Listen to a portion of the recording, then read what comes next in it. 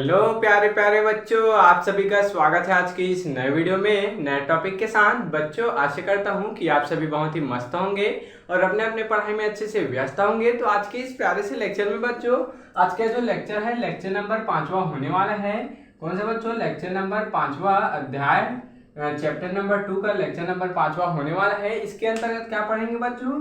इसके अंतर्गत समविभव पृष्ठ क्या होता है एवं इस पृष्ठ के गुण क्या क्या होते हैं, इसके बारे में संपूर्ण जानकारी आपको बड़ी ही आसानी से देने वाले हैं। हालांकि बच्चों, इस वीडियो में हम लोग थोड़ा सा इसके बारे में डिस्कस किए थे, लेकिन मैं मानता हूं बच्चों कि इसको पूरा पढ़ाना जरूरी है, क्योंकि बच्चों आपके बोर्ड एग्जाम के लिए यह बहुत ही इंपॉर्टेंट टॉपिक है। 2 नंबर में आपको जरूर से यह पूछ लिया जाता है, समविभव पृष्ठ क्या होता है एवं इसके गुण बताइए। तो आज की इस वीडियो में पूरे इसका अध्ययन करने वाले हैं, अच्छे से क्लियर करने वाले हैं। तो चलिए बच्चों, अब हम समविभव पृष्ठ को समझने का प्रयास करते हैं कि आखिर यह समविभव पृष्ठ होता क्या है। तो देखेंगे बच्चों, इस शब्द का सबसे पहले मतलब निकाल लेते हैं। समविभव किससे मिलकर बना है? समान विभव, अर्थात बच्चों देख सकते हैं सम प्लस विभव, देख सकते हैं बच्चों, सम प्लस विभव क्या हो गया? समविभव। देख सकते हैं, तो सम मतलब क्या हो गया बच्चों? समान हो गया। और विभव तो आपको पता ही है, सम अर्थात क्या हो गया बच्चों? समान, और विभव अर्थात विभव, देख सकते हैं।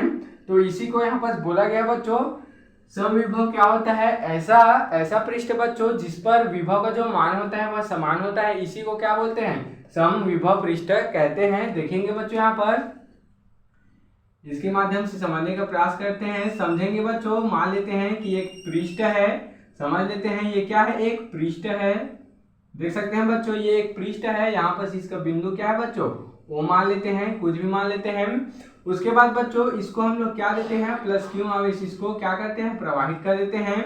तो इसका जो विभव का मान होगा बच्चों, चारों तरफ क्या होगा? समान होगा, देख सकते हैं। समझेंगे बच्चों, बहुत ही आसान है यह टॉपिक, समझने का प्रयास करेंगे। देख सकते हैं, यह एक क्या है? समविभव पृष्ठ है, क्योंकि अगर हम इसको क्या देते हैं? विभव देते हैं, तो इन पर सभी बिंदुओं पर प्लस क्यू आवेश क्या हो जाता है? यहाँ पर मान समान हो जाता है। देख सकते हैं बच्चों, सभी बिंदुओं पर क्या है? इसका मान जो है समान है, देख सकते हैं यहाँ पर। समझेंगे, इसी को क्या बोलते हैं बच्चों? इसी को समविभव पृष्ठ कह देते हैं। अब समविभव पृष्ठ क्यों बच्चों? मान लेते हैं कि एक पृष्ठ है जिसे क्यों आवेश दिया जाता है, और इसी को क्या कहते हैं? समविभव पृष्ठ कहते हैं, क्योंकि बच्चों इनके प्रत्येक बिंदु पर जो विभव का मान होता है समान होता है, एक समान होता है, इसी कारण इसको समविभव पृष्ठ कह दिया जाता है। चलिए इसको परिभाषा से ही समझने का प्रयास करते हैं, क्योंकि आपको इस परिभाषा को आपके एग्जाम में लिखना होगा। समझेंगे बच्चों, रटेंगे बिल्कुल नहीं, बहुत ही आसान है। समविभव पृष्ठ ऐसा पृष्ठ होता है, देख सकते हैं, समविभव पृष्ठ ऐसा पृष्ठ होता है जिसके प्रत्येक बिंदु पर, देख सकते हैं, इसके प्रत्येक बिंदु पर विभव का जो मान होता है वह क्या होता है बच्चों? एक समान रहता है, उसे समविभव पृष्ठ यहाँ पर कह दिया जाता है। तो चलिए अब हम समविभव पृष्ठ क्या होता है इसको आसानी से समझ चुके हैं। समान विभव वाले पृष्ठ को समविभव पृष्ठ कहते हैं। अब इसके गुण को देख लेते हैं कि इसके क्या क्या गुण होते हैं। तो सबसे पहले क्या है? पृष्ठ के प्रत्येक बिंदु पर विभव का मान क्या होता है? एक समान होता है, देख सकते हैं बच्चों, यह तो परिभाषा से ही आ गया। जो क्या होता है? प्रत्येक बिंदु पर इस पृष्ठ पर विभव का मान एक समान होता है, इसको भी आप गुण में लिख सकते हैं। दूसरा बच्चों, एकांक धन आवेश को इस पृष्ठ के एक बिंदु से दूसरे बिंदु तक ले जाने में कोई कार्य नहीं करना पड़ता है, क्योंकि बच्चों मान लेते हैं कि यह एक प्लस क्यू आवेश है। अब इसको दूसरे बिंदु तक अगर ले जाएंगे तो वहां भी क्या होगा बच्चों? प्लस क्यू आवेश होगा। तो इस प्रकार से इसमें किसी भी प्रकार से कार्य करने की आवश्यकता नहीं पड़ती है। एक धन आवेश को दूसरे बिंदु पर ले जाने में किसी भी प्रकार से कार्य नहीं करना पड़ता है, उसी को यहाँ पर बोला गया है। एकांक धन आवेश को इस पृष्ठ के एक बिंदु से दूसरे बिंदु तक ले जाने में कोई भी कार्य नहीं करना पड़ता है। तीसरा गुण देख सकते हैं बच्चों, तीसरा क्या हो गया? विद्युत क्षेत्र रेखाएं समविभव पृष्ठ के अभिलंबवत होती है। देख सकते हैं बच्चों, ये जो विद्युत क्षेत्र जो रेखाएं हैं वह इस पृष्ठ की क्या है? अभिलंबवत होती है, 180 डिग्री पर होती है, इसी को बोला गया है। तीसरा क्या है बच्चों? तीसरा क्या है यहाँ पर?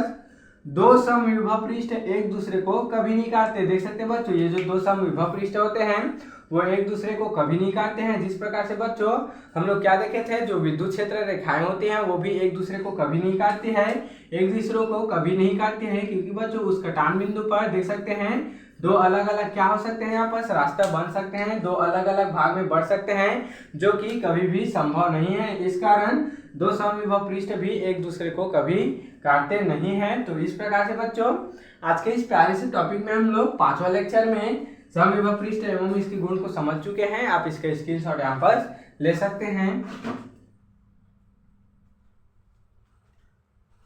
तो बच्चों आशा करता हूं कि यह टॉपिक आपको जरूर से समझ में आया होगा और ऐसे ही और इम्पोर्टेंट टॉपिक के लिए मेरे इस चैनल में बने रहिएगा। अगर आप इस चैनल में नए हो तो इसको जल्दी से सब्सक्राइब करके बच्चों बेल वाले आइकन को दबाकर यहाँ पर प्रेस कर दीजिएगा, ताकि आपको मेरी ऐसी अच्छी इंफॉर्मेटिव वीडियो और अच्छे इंपॉर्टेंट वीडियो की नोटिफिकेशन सबसे पहले आप तक ही पहुँचती रहे और आप तो फिजिक्स की तैयारी अच्छे से कर पाएँ। और बच्चों हम लोग बड़े बड़े टॉपिक के साथ छोटे छोटे टॉपिक को भी कवर करते जाएंगे, ताकि बच्चों आपके बोर्ड एग्जाम में जो भी टॉपिक है वह छूटे ना। तो चलिए बच्चों फिर मिलते हैं किसी नेक्स्ट वीडियो में नए टॉपिक के साथ। तब तक के लिए जय हिंद, जय भारत।